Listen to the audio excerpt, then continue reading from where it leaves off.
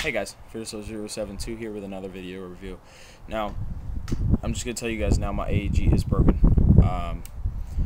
And I didn't feel like fixing it, and I'm not good with AEGs. I usually break them more when I try and fix them. So, I'm going to show you my new primary, and I am going to buy a Polar Star. So, you know, that review will be up soon, and then that will become my primary. Now, as you can tell by the title, this is the G&P Woc M4. It is not a WOC-X, it is just a WOC. Now, I'm going to do my usual front to back, but first, I did just slap all my attachments on for my my M4 onto here, just because now it's my primary, and if I'm not using them, I'm not going to have all my sights and stuff on there. So, but starting with the front, I got a plastic M4 bird cage style flash hider, I think that's what it's called. And then underneath of that there are the 14mm threads. Then moving back, you have your metal outer barrel. It is the carbine length as far as I know. It is not like an M16 length. It's not a CQB length. I don't really do that whole CQB stuff. I think I don't like how short they are. You got your triangle post sights or whatever, you know, your usual M4 sights.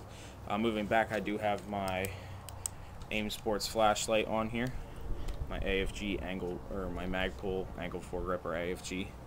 Then for the rails, it seems like the M system, or the S system, the M4S system rail system, I got a full length upper, and then on the bottom and both sides. This side over here is longer than the other side is. So moving back, I have my Bravo or G&P red dot sight on here, or EOTech, you know, replica EOTech. Then you have your flip up rear sights, which is adjustable for windage and elevation, which is pretty cool. But it is flip up, so it does get out of your way really quickly. But this one, it does take up the rail space, so I can't pull my EOTech all the way back, or I smack that and it gets all up in the way. And you got your metal outer body. This is the Navy SEAL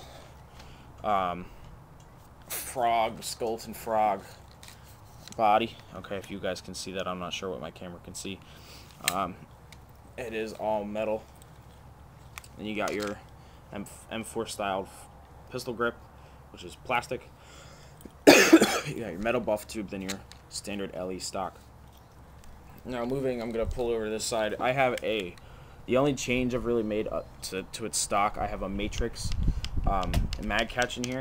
Alright, now when I got this, it didn't come with one because it broke or something like that, so I bought this one real quick. And you have to, I took a Dremel tool and I shaved off this part back here because it didn't fit correctly, but it only took about 5 or 10 minutes with sanding it down or filing it down with a Dremel tool to fix that. Then you got your metal selector switch. Okay, now I do have mine charged, so it does go to safe, but when it's not charged, it does not go to safe. And then you got your bolt catch. Now mine is worn down. Okay, I don't know how many rounds this has been through, but it is worn down, so it does not catch, which I'm not going to be shooting rounds today. I'm going to show you how the gun shoots, but I'm not going to be shooting actual rounds. And then, you know, your standard bolt. Okay, your M4 bolt. Now, this whole thing is stock. There is nothing special to it. So, you know, I haven't put some people put AR-15 buffer tube springs in there, high impact bolt or something like that. So, like I said, it is all stock. Now, my charging handle did break. It broke in the middle of shooting the gun, and I'm surprised it didn't break anything else because the metal piece came down in front of my bolt and the gun just stopped. And so that was kind of scary, but it is a $40 piece on evike.com. That's where I get most of my stuff. Their customer service is pretty good, so I try and go there. The problem I have, I like Airsoft GI, but the problem I have with them is that they're out of stock of stuff a lot. Like every part I usually go and need, they're out of stock for. So Airsoft GI, if you could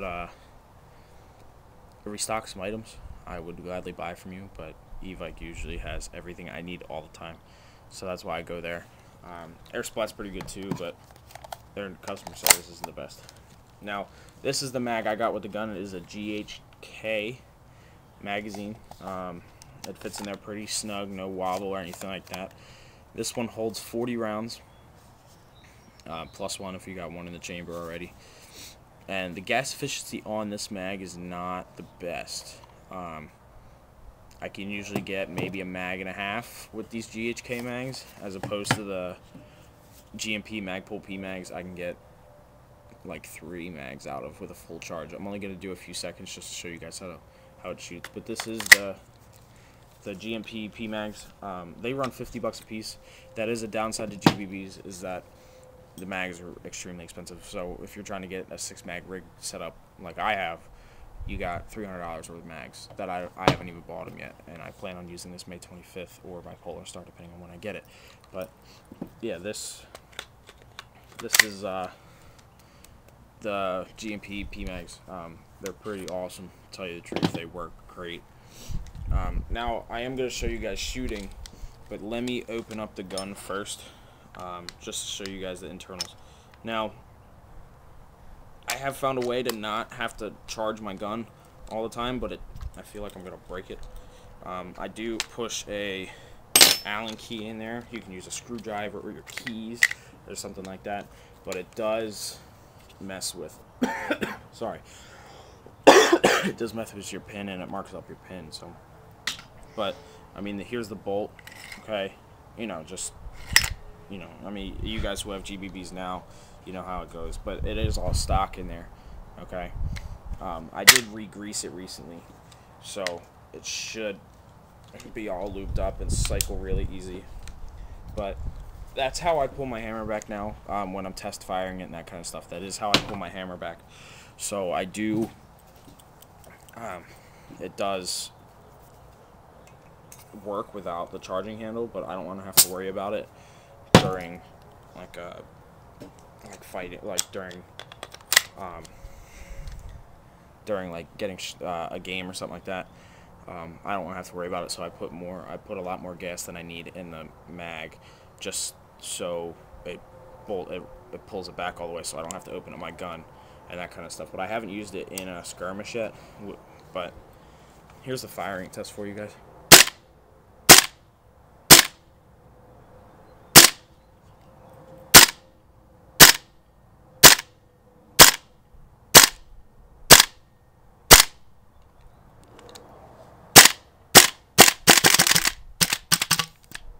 There you go, I'm out of gas. I did only put about a 2-second charge in there, and that was, I want to say, 10-15 shots it looked like, or I didn't really count, but that's a lot for a 2-second charge, to tell you the truth. And it's about 70 degrees out right now, and it's coming up on summer, so I'll probably be using this a lot just so I can get my full use out of it. But what I'm going to do probably is turn it into a Daytona gun. If you guys don't know what a Daytona gun is, it does run off external air, and it's a blowback. It's like, they're called classic guns, as far as I know. So like, they're the first airsoft guns, but it's a blowback Polar Star kind of. So I'm gonna probably turn this into one of that. I know somebody who can do it for me for $475. I mean, this is about it. Like I said, it's all stock, and I got it from a buddy, so it's kind of worn down. I got to replace some stuff, but I love it. Okay, I love shooting it. It is awesome. Okay, I'll do an accuracy test eventually, when I get around to, when I get the time for it and stuff like that. So if you guys just comment, rate, and subscribe, like the video as well, and give me a thumbs up. Okay, if you guys have any questions, do not be afraid to comment in the comment section, and I will answer them the best I can for you. That is all I have for you guys for right now. I will get other reviews up of some other stuff that I have as soon as I can. Alright, you guys have a good one. This is my test. I got my broken charging handle. Ow.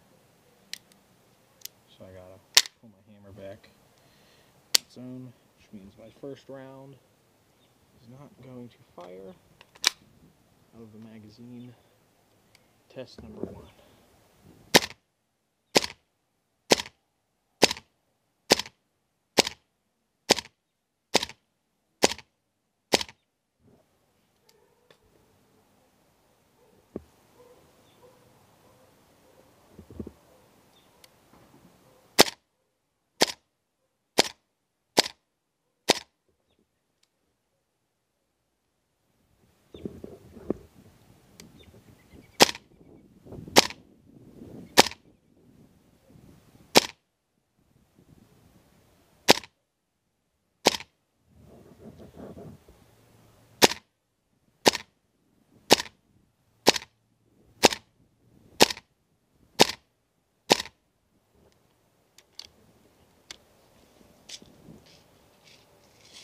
my mag. It's not quite cold yet.